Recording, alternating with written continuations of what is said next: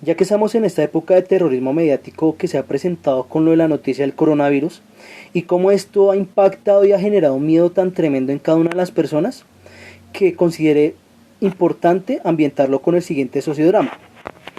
Imaginémonos un pueblo muy pequeño, tan pequeño que está conformado aproximadamente por 60 a 70 personas, donde los separa una distancia de más o menos 5 a 6 cuadras y cuyos únicos sitios de atracción turística son la iglesia, que está a punto de caerse, la escuela, que está al borde de la destrucción, una plaza central donde solamente está concurrida por algunos que otros ancianos que mientras esperan a que los acoja la muerte, se dedican a jugar naipes mientras pasan el tiempo o se ponen a contar sus viejas hazañas que nadie les cree o a nadie les importa.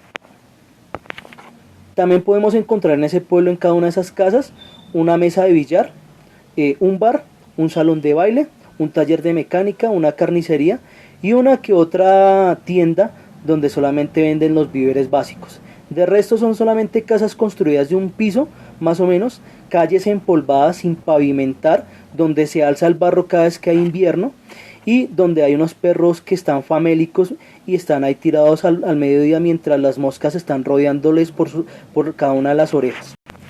En una de esas tardes aburridoras, mientras salía del colegio, uno de los muchachos del pueblo llegó de su larga jornada de la escuela y, como siempre, destinado a hacer su ceremonial acostumbrado de tirar la maleta a donde cayera y se quitara, se despojara del uniforme del colegio para irse a verse con sus amigos, encontró una imagen muy aterradora y muy extraña. Primero vio a la mamá, que está sentada, vestida de negro, aferrada a un escapulario, mirando hacia la ventana.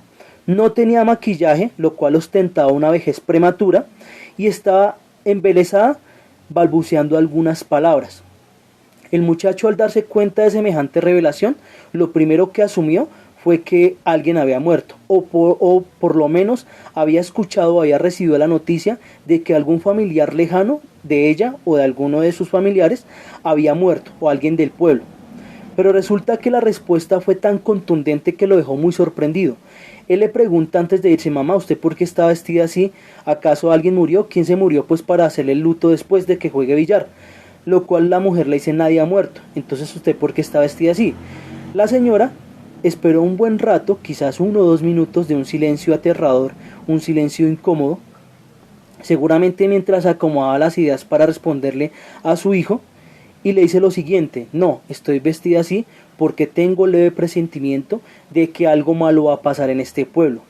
El muchacho, un poco confundido y a la vez incrédulo, no le prestó atención, sino que se fue a encontrarse con sus amigotes para disputar su eterna partida de billar. Cuando se reúne con ellos, olvida completamente lo que dice la mamá, se dedica solamente a jugar billar. Se dedica al ceremonial del pierdipaga. Para aquellos que no conocen el pierdipaga, dícese de aquel ritual que consiste en que uno va a jugar, o bien sea una partida de billar, de fútbol, de FIFA, de lo que sea, y la persona que pierde es el que va a pagar toda la hora del tiempo jugado. El ganador se lleva el triunfo, primero de haber humillado al contrincante, y segundo de no haber gastado ni un solo peso. Resulta que él siempre tenía la ventaja porque era muy hábil para jugar billar. Y en una de las últimas jugadas, de las jugadas más definitivas para ganarse el chico o la partida, él se equivoca y comete un tas-tas. Todos los compañeros, sobre todo los que estaban jugando con él, al verse sorprendidos porque él nunca había fallado, y principalmente en una jugada tan sencilla, que parecía tan sencilla, el muchacho, para salirse del paso, dice lo siguiente: no, debe ser porque yo fallé en esa jugada, debió ser porque de pronto fue mi mamá la que me echó la sal. ¿Y por qué dice eso? Luego, ¿qué le hizo su mamá? No, me dijo algo muy extraño. Entonces, primero le hicieron bullying, eso sí, lo agarraron a calvazos, le empezaron a gritar, le empezaron a decir que era pura paja lo que estaba diciendo, pero resulta que el muchacho, después de todo este borbollón de insultos y de improperios, responde lo siguiente. Dice: no, es que mi mamá me dijo que algo malo iba a pasar en este pueblo. Ninguno le creyó, todos los que estaban ahí ninguno les creyó, solamente uno, y era uno de los que habían ganado, que se quedó mirándolo, y al ver que estaba bastante convencido de su compañero, se come el cuento de que verdaderamente algo malo iba a pasar en el pueblo. Terminaron de jugar, de tomarse su gaseosa, de burlarse, bueno, de pasar la tarde. Cuando ya estaba a punto de caer la noche, el muchacho, que empezó a mirarlo con incredulidad, llega a su casa, o sea, el amigo del que había recibido la noticia, llega a la casa y encuentra a su papá. Y el papá le pregunta que por qué había llegado tan tarde, a lo que él responde: no, papá, es que estaba jugando billar.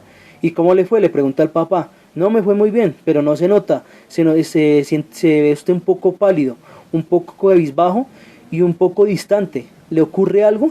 No, papá, seguramente es porque un compañero mío me dice que la mamá le confirmó de que algo malo iba a pasar en el pueblo. El señor no le creyó y se fue a la cocina donde la esposa estaba cocinando, donde estaba haciendo lo de la cena. A lo que el señor, un poco risueño, le dice a la mamá, a la esposa: mija, si viera lo que las habladurías que dice nuestro hijo. Así que dice: no, que algo malo va a pasar en este pueblo. La esposa la mira así un poco, lo mira así un poco también engreída, de una manera distante e indiferente, pero aún así empieza como a convencerse de esa noticia. Entonces se dispone a comprar la carne, se va a la carnicería, sale de la casa, camina unas cuantas cuadras y encuentra la carnicería y se encuentra con el carnicero, el vendedor de carne. El vendedor de carne, como ya sabía y él conocía todos los caprichos de las personas del pueblo, ya se disponía a preparar su libra de carne para la señora, pero se sorprendió cuando la señora le dice: no, señor, véndame, en vez de una libra de carne, véndame 2 libras de carne. El señor, un poco como consternado, le pregunta: ¿acaso está recibiendo usted visita, doña? No, no es eso.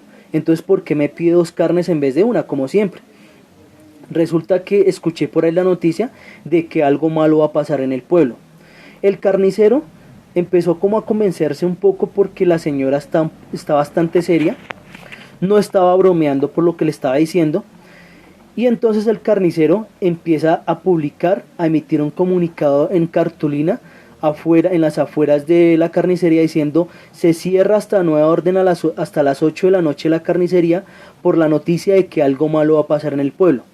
La gente que pasaba, la poca gente que pasaba y veía semejante letrero, empezaron a comprar carne, empezaron a correr despavoridos y empezaron a pedir carnes por montón, a meterse a las tiendas, a saquear y todo. Cuando ya empezó a correrse el rumor por todo lado de que algo malo va a pasar en el pueblo, porque primero el carnicero lo había dicho y segundo porque no sabían quién, no supieron quién había salido con semejante noticia, pero empezó a tener tanta resonancia esa noticia, de que efectivamente se convencieron de que el pueblo estaba peligrando. Cuando ya la gente empezó a entrar en pánico, empezaron a cerrar casas, empezaron a saquear tiendas, empezaron a robarse el mercado, empezaron a robar comida, empezaron a saquear la iglesia, empezaron a robarse lo poco que había, las limosnas, a quemar el colegio, a quemar los parques, a quemar la plaza, a quemar los árboles, a quemar las casas y todo lo demás. En menos de una hora el pueblo, todo el pueblo, la gran mayoría del pueblo, está envuelto en llamas. La única casa que no estaba en llamas era la de la señora, que inicialmente estaba vestida de negro. Cuando se da cuenta de semejante espectáculo, con una mirada tranquila, le dice a su hijo: ¿sí ve, mijo? ¿Sí ve que no es mentira lo que le digo, de que algo malo iba a suceder en el pueblo? Y así termina esa historia. ¿Cuál es la intención de esta narración? Esto está relacionado con un sociodrama. ¿En qué consiste un sociodrama? Es una historia muy fiel, muy fidedigna y muy lineal referente a un tema en particular, que es la sociedad. ¿Y qué temas se pueden tratar?